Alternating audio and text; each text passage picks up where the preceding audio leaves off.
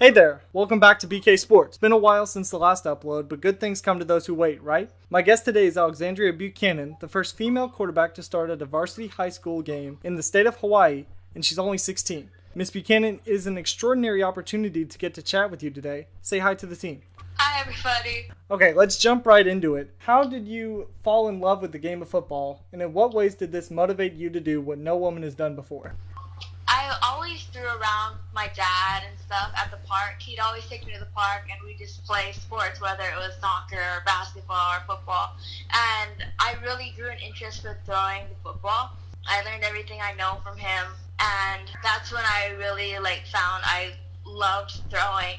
So I joined my first flag football league, and that was the first time I played quarterback for a team, and I just really loved it. So that's when I decided that I wanted to play in high school. And starting out, I never expected to go this far or do anything. That wasn't in my mind at all. I just really enjoyed the game and playing, so I just went with it. So, talking about your dad being your motivation here, do you think you're better than your dad right now at quarterback? I know I got more playtime and stats than him, but I don't think I'm better than him. He taught me everything I know, so of course he's going to know a little bit more than I ever will, probably. Maybe one day when I'm older and I had more experience, I'll be able to say I do know better and I am a little better, but right now he's still got something on me. Now, unfortunately, after 3 games this season, you broke your collarbone after taking a sack, and now with numerous games under your belt as a starter, what are some of the challenges you face as a female quarterback? Just a lot of the comments. I try not to let it get to me, but everyone saying things, not only on social media and stuff, but it's in the stands or even on our team and stuff, and it can really affect me, I think, because having all of that kind of negativity and stuff kind of builds up and adds more pressure and more stress. And I really do believe that because I am a girl, people automatically are more wary of me playing, whether it's because they don't want me to get hurt or they just don't think I can do the job. And it's a lot of pressure for me because I try my best to do what I can for my team. And it's just sometimes this season especially, I think it really got to me. It took me a while to finally get it together, but by then I gotten injured. So yeah, that's one of the major things that challenged me this year. Do you think it's more of fans or coaches or players that give you some of that discrimination because of your gender? Coaches do not at all.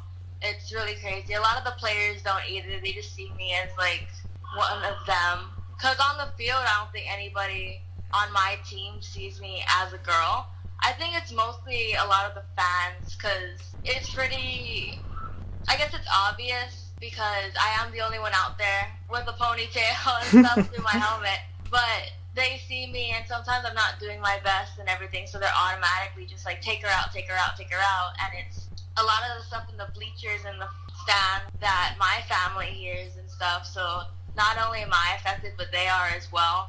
And it's not even only the opposite team. Sometimes it's from our teams, parents and stuff too, which really sucks. It sucks knowing that people that should be supporting you and stuff sometimes turn on you. But I've learned to just go with it, and they don't know everything that you've gone through to get to a certain point. So their opinions might be valid, but you shouldn't take it to heart. Right, definitely. I mean, you said you weren't better than your dad, but I think obviously you're better than your haters, right?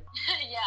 Going back to that injury, you managed to get an interview with Drew Brees, Saints quarterback, first ballot Hall of Fame, most likely. Tell us about how that came to be and what he said to you that stuck out. So I was able to talk to him through a Bleacher Report project, their Be Real series that they were having. It's a mini documentary series. It's really awesome. Features all of these amazing stories and people, and I was lucky enough to be part of it.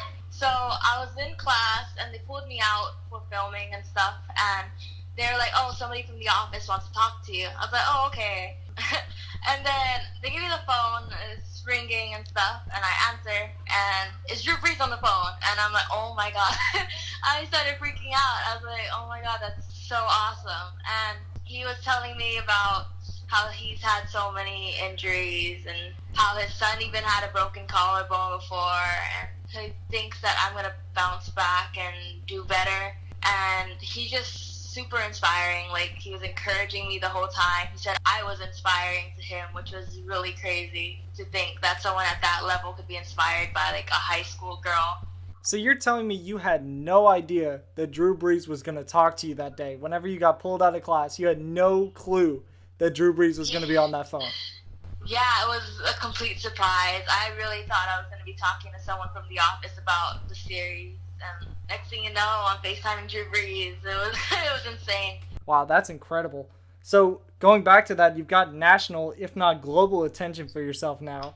Despite your injury, you're on the books for saying that you want to come back and play next season. The sky's the limit for you talent-wise, but is the end game the NFL? And do you plan on continuing your athletic career at the collegiate level?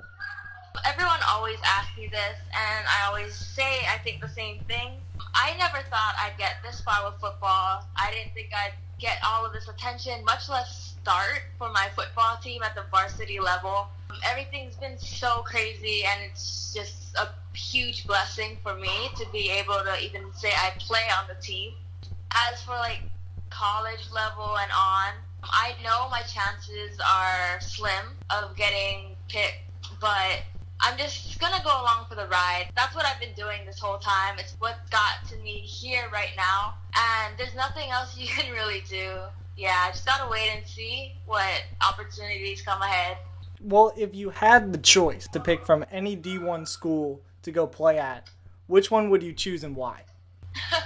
Oh, that's hard. I don't know. I'm really looking, playing college football would be amazing, especially at D1, but I really want to go to school in California, so probably Stanford, USC, one of those schools, I guess. If you had to choose between starting at a D2 school, D2, D3, something like that, you were able to become the full-time starter, or walking on to a school like Stanford or USC, what would you choose? That's really hard. I think I choose going to Stanford or USC because I love football. It's one of my biggest passions, and it's something I just love doing.